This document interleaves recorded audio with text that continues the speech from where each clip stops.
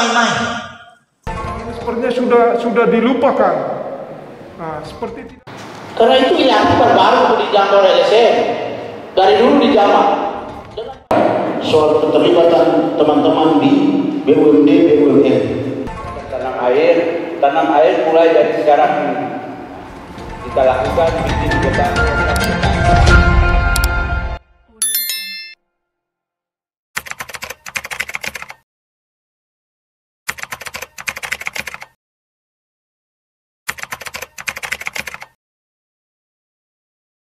Ada isu penting terkait dengan ini masuk dalam RPD sebagai wajib. Nah, itu tidak bisa dianggap main-main. Tidak bisa dianggap main-main. Wajib. Itu kita minta. Agar mereka punya RPD memasukkan ini. Sehingga kita memulihkan lingkungan ini sudah sekarang. Terkadang regulasi bertentangan dengan kita. Sulit di birokrasi ini. Serba salah kita umum. Apalagi persoalan desa ketua dan semua. Itu sudah ada beberapa. Betul urus COVID berapa persen, berapa persen. Akhirnya menjadi ribet.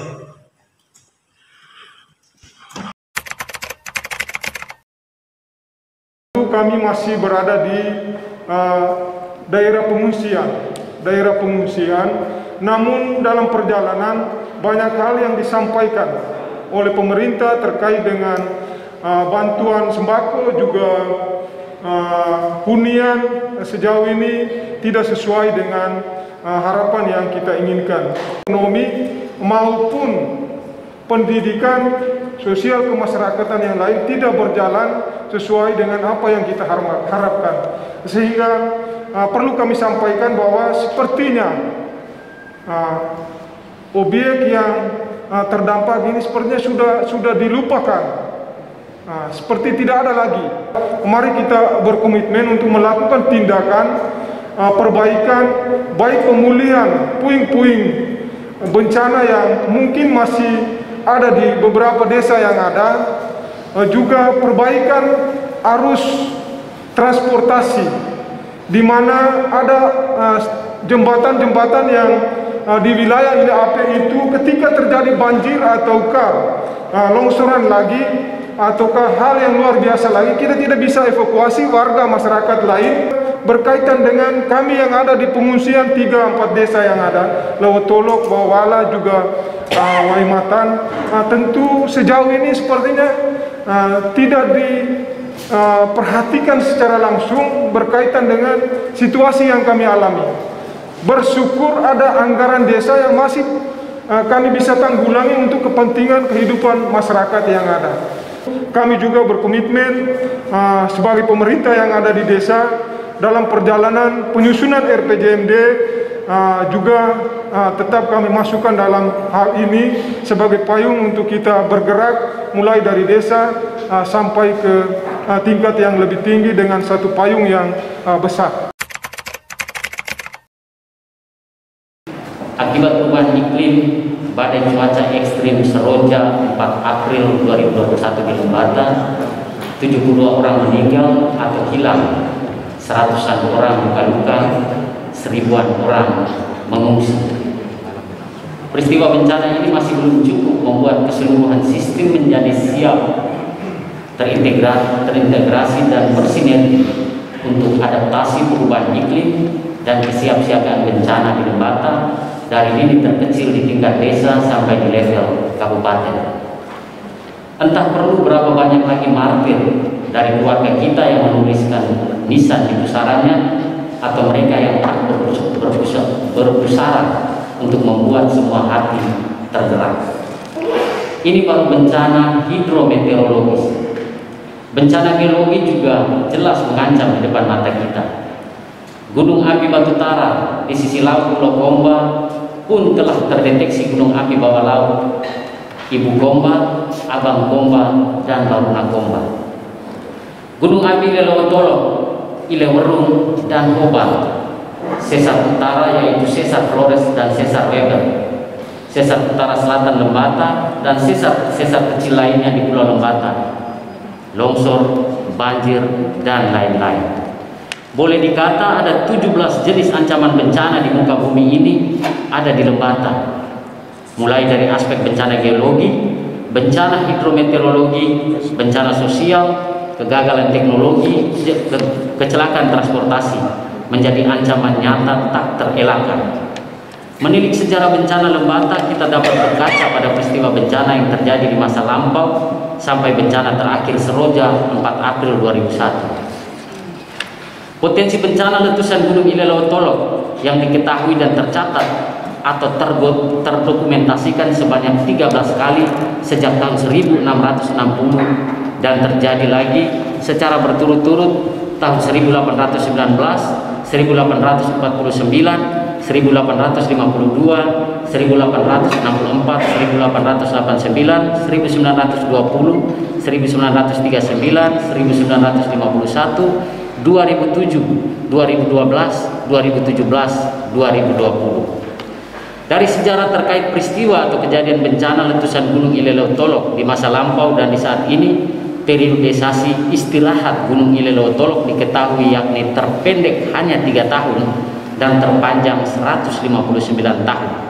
Dari data ini mau menegaskan kepada kita bahwa ancaman bencana itu bukan dongeng atau mimpi, tapi nyata, selalu ada dan dekat dengan kehidupan kita. Dan ini hanya soal waktu, kapan saja dan bisa menimpa siapa saja. Sejarah mencatat ancaman bencana nyata di depan mata. Korban telah jatuh, kerugian tak terhitung nilainya, kerusakan lingkungan semakin parah, hanya trauma dan dampak psikososial yang masih tersisa, tapi belum banyak yang kita lakukan. Apa yang belum kita lakukan? 1. Mempersiapkan sistem informasi peringatan dini yang kuat yang akan segera didapat oleh masyarakat. Pengalaman Seroja 4 April 2021 harusnya pemerintah menjadi subjek yang patut dipersalahkan dan bisa digugat secara class action oleh masyarakat karena pemerintah dianggap alpa dan lalai dalam menyampaikan informasi peringatan atau boleh dikata tidak tersampaikan ke masyarakat. Pusdalops, pusat kendali operasi, harus terbentuk di BPBD sebagai juga untuk unit informasi rutin kebencanaan. Kedua, sistem penanganan kedaruratan. Sistem penanganan kedaruratan harus bagus dengan adanya rantai komando penanganan bencana yang terintegrasi kuat dari kabupaten, kecamatan, desa, dusun sampai RT. Di level kabupaten harus juga terperinci pembagian peran, tugas dan tanggung jawab dalam klaster penanggulangan bencana.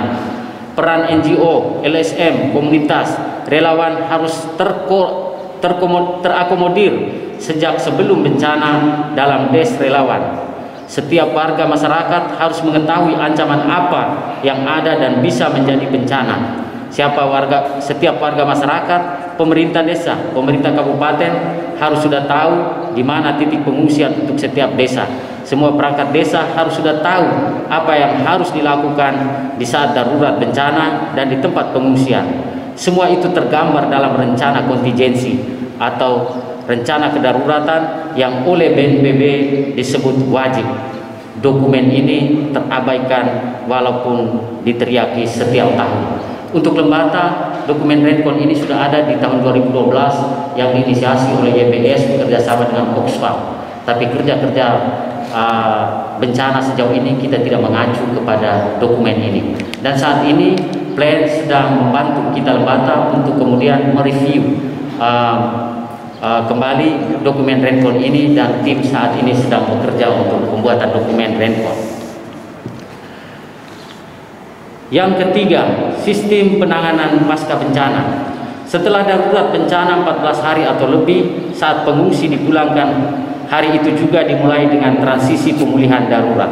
Transisi pemulihan darurat adalah tahap sebelum rehabilitasi dan rekonstruksi. Transisi pemulihan darurat adalah kondisi pemulihan awal bagi masyarakat sebelum benar-benar bisa kembali mandiri. Adalah tanggung jawab pemerintah sesuai amanat Undang-Undang Dasar 45 dan yang kemudian diturunkan dalam Undang-Undang 24 2007 tentang penanggulangan bencana dan turunan regulasi lainnya. belum dilihat sebuah skema penanganan transisi pemulihan darurat yang baik dan komprehensif, kolaboratif, kerja antar OPD dan kemitraan dengan NGO LSM, masing-masing parsial dengan polanya sendiri. Transisi pemulihan darurat bukan hanya soal hunian, tetapi menyangkut aspek ekonomi, pendidikan, kesehatan, sosial, budaya, mata pencarian, dan lain-lain. Untuk 3 hal ini sebenarnya instrumennya sudah sangat kuat, tertuang dalam Permendagri 101/2011 2018 tentang standar pelayanan minimal. Ada 3 standar pelayanan minimal yang mesti dikerjakan oleh pemerintah. Yang pertama, informasi rawan bencana. Yang kedua, pencegahan dan kesiapsiagaan terhadap bencana. Dan yang ketiga, penyelamatan dan evakuasi korban.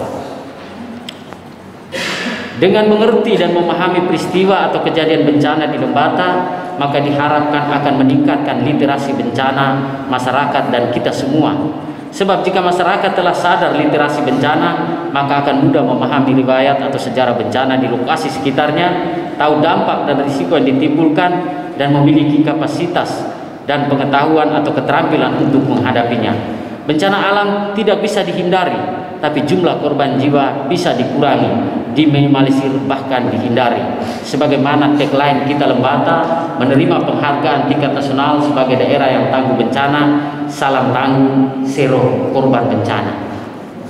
Bagaimana mungkin kita dapat mencapai zero korban bencana kalau kita tidak punya cukup literasi bencana, dan kalau kita tidak punya cukup pengetahuan dan kapasitas terkait literasi bencana? Tentu ini sangat berdampak pada kepedulian dan keberpihakan kita untuk menuangkannya dalam program dan kebijakan di segala level. Untuk capaian Lembata zero korban bencana, maka semua orang, semua pihak harus memahami bahwa paradigma bencana baru adalah keseluruhan sistem penanganan multisektor, multi pihak. Sejauh ini kita masih melihat bencana menjadi urusan leading sektor tertentu.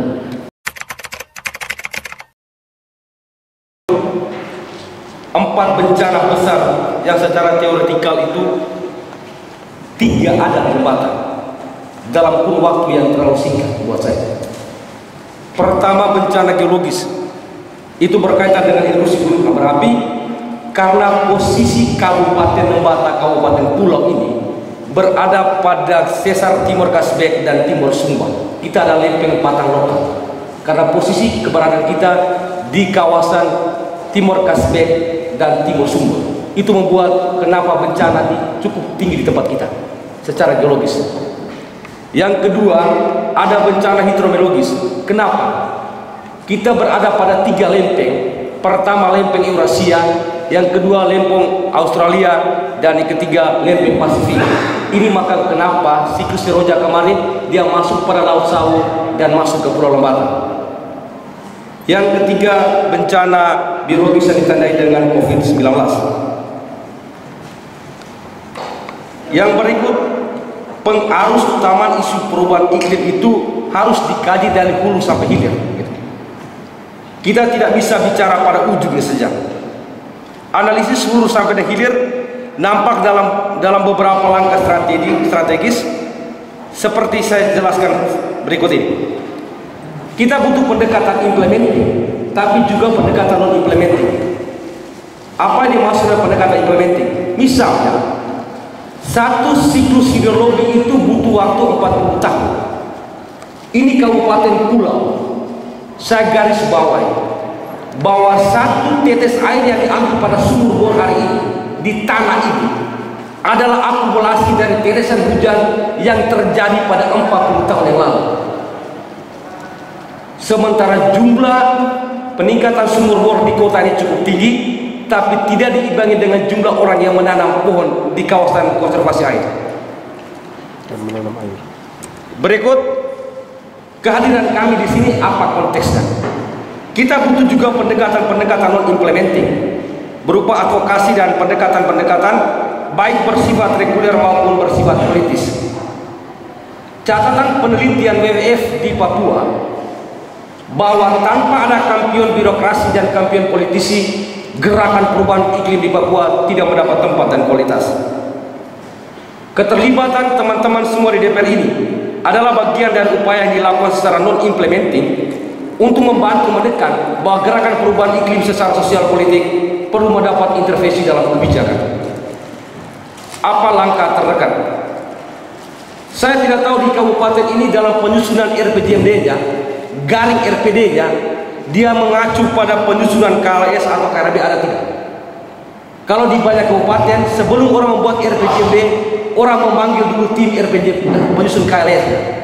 Kajian lingkungan hidup strategis dan kajian rencana risiko bencana menjadi dasar, menjadi literasi untuk penyusunan RPJMD garing RPD. Saya tidak tahu di kabupaten ini sudah sampai pada tingkat mana. Supaya dibilang berangkat bersama koalisi ini tidak terlambat, RPD terdekat masih dalam proses. Itu berarti ruang untuk isu perubahan strategis berkaitan isu lingkungan bisa tidak dititipkan. Saya mengotak-atik RPJMD Kabupaten Lebata Sandai paket 2 kemarin. Saya harus jujur mengatakan bahwa isu lingkungan itu bukan menjadi isu yang sangat strategis, Pak. Tidak kira kalau marginalisasi anggaran bidang lingkungan di kabupaten ini sangat rendah. Karena ini berkaitan dengan konsistensi perencanaan.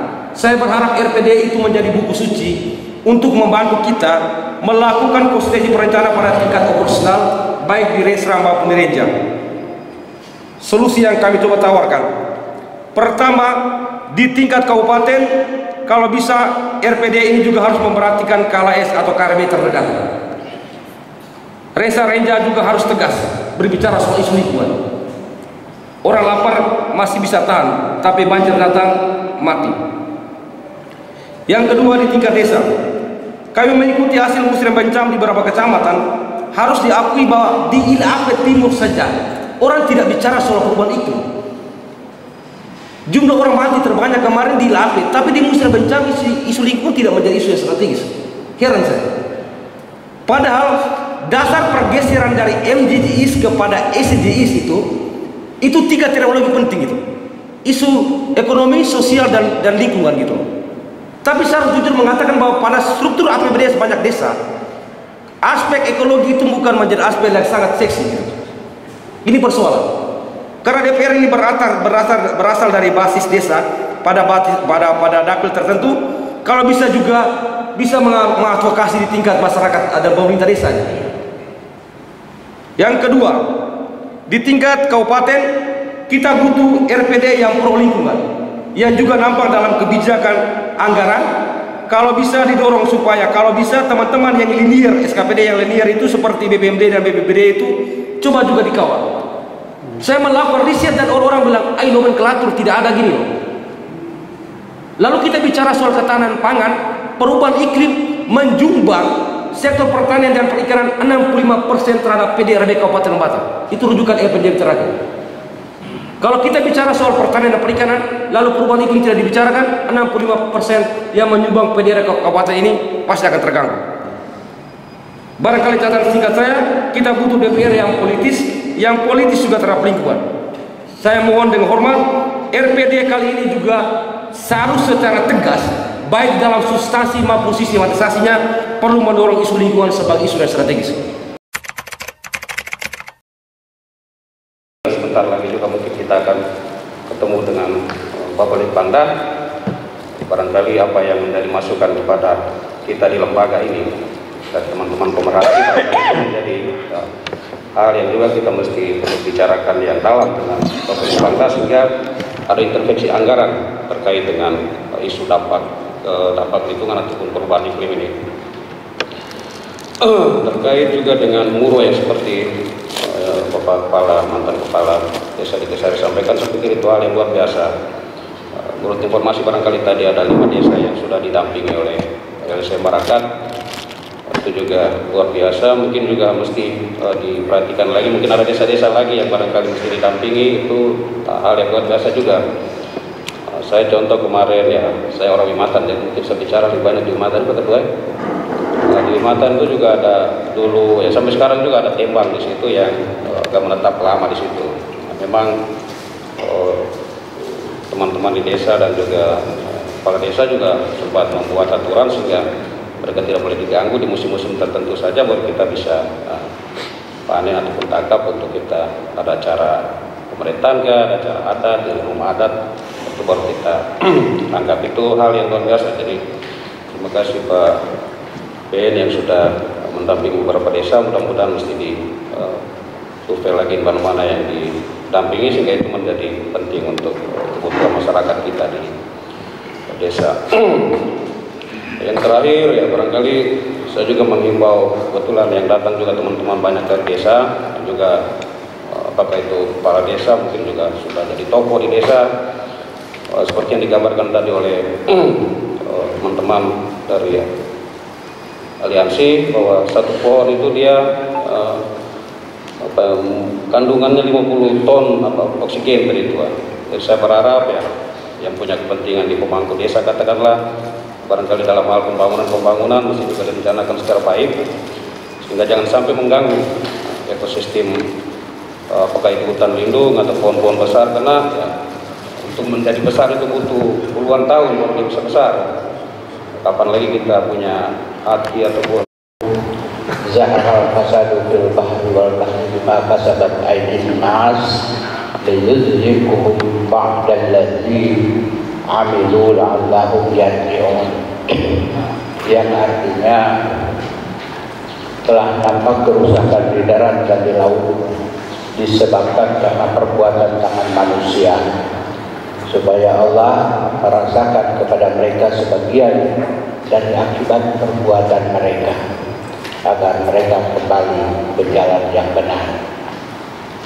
Sadaqallahul adzim. Forum rapat dengar pendapat yang saya hormati, pertama saya ucapkan terima kasih atas kehadiran teman-teman forum, KKBNJ, dan juga penguatan lagi oleh teman-teman yang lain. Terakhir ada Peter tadi menggambarkan memang kondisi keadaan kita, lingkungan kita yang menjadi penyebab bencana di sini akibat ulah kita itu sebenarnya telah dilakukan sudah lama. Sekarang kita itu tinggal memetik hasilnya saja. Artinya ketika sekarang kita ini melek dan mulai sadar, artinya kita baru mulai melakukan pemulihan kembali. Dan pemulihan yang kita lakukan saat ini itu bisa dinikmati oleh anak-anak cucu kita nanti. Nah, kalau dari gambaran secara akademis yang disampaikan, air umpamanya, kalau sekarang kita memulai lagi menanam air umpamanya, maka kita akan memetik lagi kurang lebih 40 tahun. Nah, kalau 40 tahun, saya sekarang sudah kurang lebih 50 tahun ini. Apakah hasil yang kita lakukan pada saat sekarang ini saya bisa nikmati atau tidak? Maka pasti itu anak cucu kita yang nikmati. Kalau hari ini kita kemudian menelurkan kebijakan-kebijakan sebagaimana yang diharapkan oleh teman-teman tadi, dalam kebijakan anggaran kita, dalam RPJMD kita nanti, dalam RPD yang rencananya yang berlaku untuk 2 tahun bagi penjabat ini, maka dipastikan bahwa nanti anak cucu kita yang merasakan itu. Jadi pimpinan dan teman-teman sekalian, saya usul konkret saja dalam APBD 2023 nanti, untuk di lingkungan hidup, di dinas lingkungan hidup, dan juga perlu kita usulkan lagi mungkin di KPH provinsi dalam konteks kelestarian, penyelestarian lingkungan hidup yang ada di Lembata ini. Itu yang pertama, kita perlu membimbingi dengan kegiatan tanam air. Saya sumpah kegiatan tanam air mulai dari sekarang ini kita lakukan, bikin program jebakan. Ini anggaran bisa juga dari desa, bisa juga dari kita, tapi kita kebetulan ada di DPRD Kabupaten, maka kita minta untuk penganggaran bisa bersumber lebih banyak dari sini. Terus yang kedua, mengintervensi dengan anggaran yang lebih banyak di sektor pertanian dengan melakukan pembajakan untuk memperbaiki sistem pertanian yang masih didominasi oleh tebang bakar. Jadi pembajakan ini maksudnya supaya lahan pertanian itu senantiasa selalu produktif. Petani pada satu titik tertentu mereka itu tidak putus asa karena lahannya itu tidak menghasilkan lagi. Tapi kita intervensi dengan penggemburan, pembajakan sehingga mereka tidak perlu memilih alternatif lain yaitu membuka lahan dengan melakukan penebangan dan juga pembakaran di mana-mana. Itu. Terus kemudian penghijauan.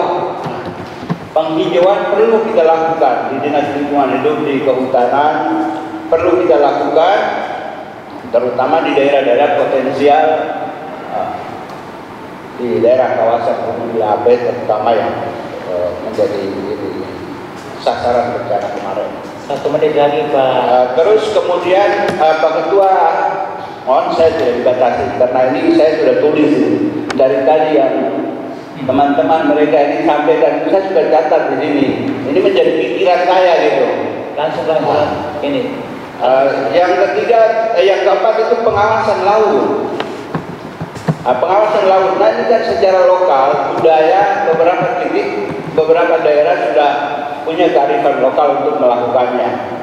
Nah, tetapi daerah-daerah yang luar, agak keluar itu dari jangkauan itu, seperti di daerah-daerah Selat Bole, itu bebas sekali.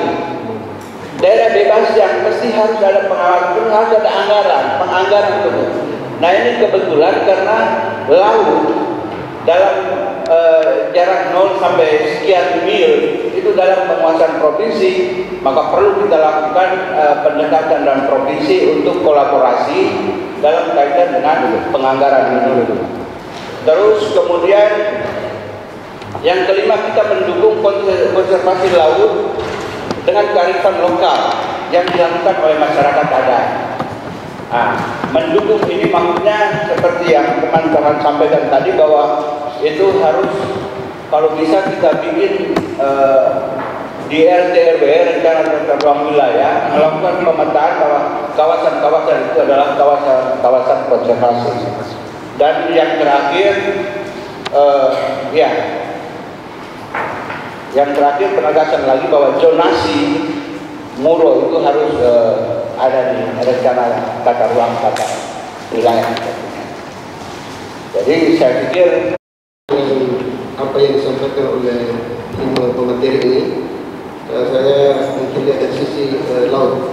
Yang mana tentunya untuk di pemaparan yang disampaikan oleh Bapak Rafael dari Kepala Desa di Kesari tadi, mantan Kepala Desa, yang mana tentunya ada keunikan di desa di Kesari dan juga desa Waingan, yang mana biasanya dalam tahun berjalan terwaikan, biasanya katanya ada waikan, dan itu salah satu tradisi yang menjadi perhatian daripada seluruh warga masyarakat kita, baik di wilayah pesisir maupun di wilayah selatan, yang tentunya sepanjang ini mereka lakukan. Kemudian dengan perubahan iklim ini tentunya kita kemarin di hasil diskusi kita juga dengan teman-teman kita di desa pada saat Muslimbang, tentunya kita menyampaikan kepada pihak pemerintah desa, bagi bapak-bapak kepala desa yang tentunya terpilih, saat ini mereka sementara menyusun RPJMDes. RPJMDes mungkin pada tanggal 30 sudah ditetapkan tadi menjadi Perdes RPJMDes. Sehingga salah satu bagian yang menjadi perhatian daripada pemerintah desa dan seluruh komponen di daerah ini, tentunya peran pemerintah, masyarakat, dunia usaha atau NGO juga dengan akademisi dan juga media, yang mana tentunya kita punya satu tujuan sama, itu bagaimana kita mengembalikan apa yang mungkin sepanjang ini alam sedang menghukum manusia, alam sedang menghukum kita. Sehingga fokusnya kita adalah yang pertama, sesuai masing-masing tingkatan tentunya kita di daerah, kita sama-sama dengan Badan Lingkungan Hidup dan juga pemerintah daerah untuk bagaimana menganggarkan anggaran untuk bagaimana kita bisa melestarikan lingkungan di wilayah kita. Kemudian tentunya yang berikut soal tentang RT/RW, perubahan RT/RW juga menjadi salah satu bagian di mana kita dalam pembahasan masa sidang ini tentunya ini menjadi bagian yang tentunya kita masukkan di dalam program kegiatan daerah. Dan usul konkret saya lewat RPJMD maupun di daerah ini lebih banyak mungkin kita lebih banyak sentuh kebutuhan kita kepada warga masyarakat untuk bagaimana secara gotong royong kita mungkin tanam pohon, kemudian apa yang kita sampaikan oleh Pak Hasan tadi yang juga kita tanam air yang mungkin sepanjang ini dari pihak SM NGO sudah banyak memberikan perhatian kepada warga masyarakat, dan ini tentunya banyak kegiatan yang harus kita lakukan bersama dengan tim atau NGO untuk bagaimana pengembangan khususnya isu lingkungan di daerah kita ini. Jadi saya kenal baik semua. Yang saya tahu jam terbang mereka di dunianya masing-masing. Hari ini mereka datang mengajak kita untuk bahwa ada banyak hal yang sudah lebih konkret. Jadi ini menurut saya sebuah kerja advokasi yang bagaimana mengoptimalkan kembali kekuatan lokal yang selama dari warisan nenek moyang itu ada dan membuat kita eksis hari ini. Namun kemudian ada kekhawatiran yang besar bahwa dunia sedang terancam dan kita semua juga terancam. Jadi ini sebenarnya teman-teman datang untuk mengingatkan kita di lembaga untuk juga bahwa dalam urusan dengan mendorong program atau apapun dia bentuknya, itu dia harus berbasis pada lingkungan. Sebelum ke Komisi 2, saya dulu di Komisi 3 dan saya bermitra dengan bidang lingkungan, Dinas Lingkungan Hidup. Menurut saya bahwa mereka juga harus mengadvokasi di sana karena mereka tidak punya perspektif lingkungan yang bagus. Ketika dalam beberapa kali bicara program, menurut saya nggak nyambung. Itu artinya kita ketika bisa ditanya bilang berapa jumlah mata air di Lembata, itu saya memang tidak tahu. Pertanyaan itu menurut saya simpel, artinya apa? Tiap tahun kita bisa tahu bahwa berapa yang debitnya turun, berapa yang mengering, dan berapa mata air baru. Itu maunya pertanyaan kita gitu. Kalau bahwa debitnya turun, itu artinya sebuah ancaman. Jadi menurut saya nanti teman-teman berakat saya juga usulkan melalui forum ini, setelah ada DPR, mesti membangun diskusi lebih komprehensif juga dengan teman-teman di DLH juga, yang memang menggeluti secara real program-program terkait dengan bagaimana kerja-kerja lingkungan. Itu yang pertama, apresiasi. Yang kedua, tentu kalau hari ini tadi saya dengar saya punya Abang Rafael, juga saudari Kepala Desa Waimatan, itu juga Bung Acat bicara tentang bagaimana bencana dan kemudian kemarin ada korban. Saya kira ini juga harus menjadi refleksi bersama. Jauh sebelumnya juga saya, artinya ini apa itu teman-teman? Ini bukan untuk teman-teman saja yang konsen untuk mengadvokasi di LAP. Dari dulu juga semua orang sudah mengadvokasi di LAP. Macam-macam isu lah. Ada kekeringan, kelaparan, dan urusan mitigasi bencana. Tetapi kemudian bencana itu bisa terjadi di LAP dan banyak korban. Itu mesti menjadi sebuah refleksi bersama, kesalahannya di mana dalam advokasi ini. Karena itu ILAP bukan baru untuk dijangkau oleh LSM. Dari dulu dijamah dengan banyak isu yang dimainkan di sana. Tapi ketika hari ini kita semua menyaksikan bahwa ILAP justru yang menelan korban di ILAP, yang hampir setiap saat NGO keluar masuk di ILAP, dan juga konsep pemerintahan. Artinya menurut saya bisa kita semua gagal. Teman-teman di DPR juga pemerintah gagal dalam urusan dan mitigasi bencana di ILAP. Itu yang menurut saya menjadi pertanyaan refleksi buat kita semua dalam kerja-kerja advokasi. Dan yang terakhir, saya kira kita semua sepakat, saya ingin nanti teman-teman, karena kemarin juga saya lihat Pemda juga membuka diri untuk NGO menjadi bagian penting dalam urusan mendorong gerak pembangunan cepat, dan juga dalam hal mungkin share isu dan segala macam. Saya kira kemarin itu di RPD sudah terbuka, di ruang itu dibuka. Di bulan Juli teman-teman juga bicara di membentukkan di LAPE, saya kira sudah ruang itu sudah ada. Saya ingin begini, teman-teman mesti hadirkan dengan konsep lebih konkret, karena teman-teman yang mengadvokasi langsung situasi tentang lingkungan. Jadi jangan lagi bicara tentang isu global menurut saya. Datang di DPR bicara, Bapak kami butuh ini untuk intervensi dalam urusan program. Siap kita. Jadi saya ingin untuk lebih konkret. Setelah ini kita diskusi, teman-teman mesti tadi misalnya tanah air, apa kita dorong berdua Perda? Kita akan diskusikan. Saya di Bangun Perda, saya akan mendorong isu ini bahwa penting untuk misalnya kita mulai dorong Perda tentang konsep tanah air. Gitu. Jadi saya ingin konsepnya lebih konkret untuk kita mulai bekerja bersama untuk masa depan bangsa dan anak cucu kita. Ini teman-teman kepala desa, mantan kepala desa. Kehadiran ini berarti ada kolaborasi antara urusan kebijakan dan urusan teknis.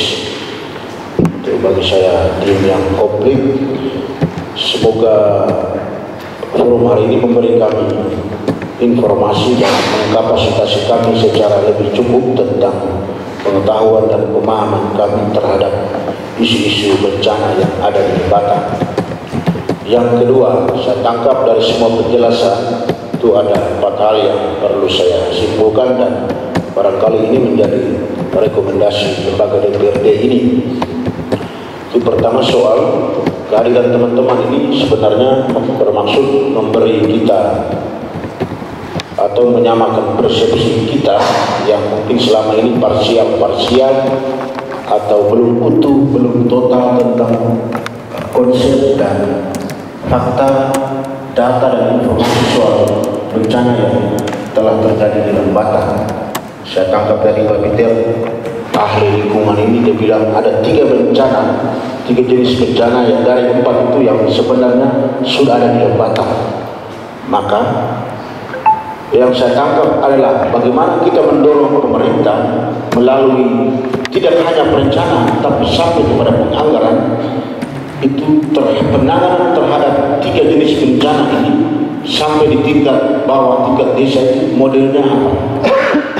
Itu yang saya bisa tangkap di poin pertama. Poin kedua, dari sisi kewenangan legislasi itu sebenarnya dengan informasi penting yang disampaikan kawan-kawan ini kita bisa, teman-teman melalui Bapak Perda bisa menginisiasi perda-perda yang berkaitan dengan lingkungan. Satu, kita sekarang sedang, teman-teman di pemerintah itu sedang melakukan revisi perda RT/RW. Nanti saatnya kita akan bahas di Perda juga di ruang ini tentang revisi ini. Maka apa yang disampaikan teman-teman dari Barat tadi itu soal dasar atau referensi asal muasal perda RT/RW ini termasuk perda KLS sesuai Undang-Undang 2014. Apa kita sudah punya belum? Kalau kita belum punya, mungkin juga kita bisa mendorong perda itu supaya itu juga menjadi acuan untuk proses perencanaan dan penganggaran di daerah ini. Itu yang kedua. Yang ketiga, ini bagi saya nyambung karena setelah diskusi dengan teman-teman Berakat, sekembalinya teman-teman Berakat, kami akan lanjutkan dengan langsung dengan Bapak Bangda untuk memastikan apakah isu lingkungan yang sedang diadvokasi ini masuk dalam rencana pembangunan daerah 2022-2023 atau tidak. Nah, saya ingin nyambung dengan Pak Peter sampaikan tadi, saya minta teman-teman Berakat sebelum rapat ini berakhir, mungkin pada poin terakhir itu memberi kami semacam kajian sederhana mulai dari perencanaan sampai ke implementasi. Itu kira-kira program apa yang tepat untuk 3 bermodel bencana ini, supaya pada saat kami dorong teman-teman di RDP itu, saya khawatir dia sekedar mengisi ruang-ruang kosong di RKPD, tapi dia tidak sampai di DPA dan OPD.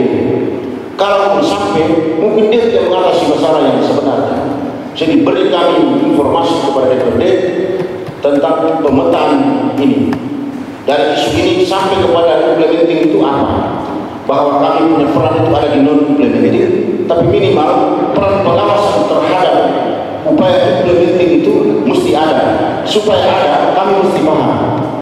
Jadi saya minta teman-teman di kesimpulan sebentar itu tolong berikan isi terhadap apa yang kami dorong dan kawal ke RPD soal ini.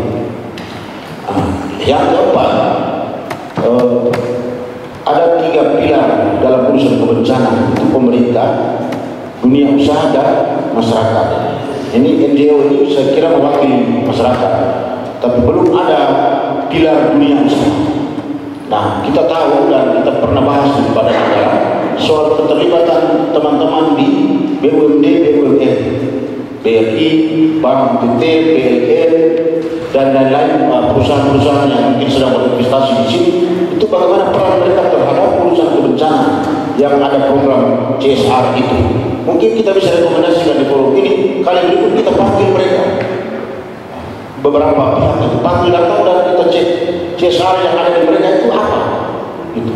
Lalu bagaimana konektivitas antara CSR dan mereka dengan program kegiatan teman-teman NGO yang mewakili pilar masyarakat. Itu yang saya pikir juga penting dari hasil diskusi kita ini.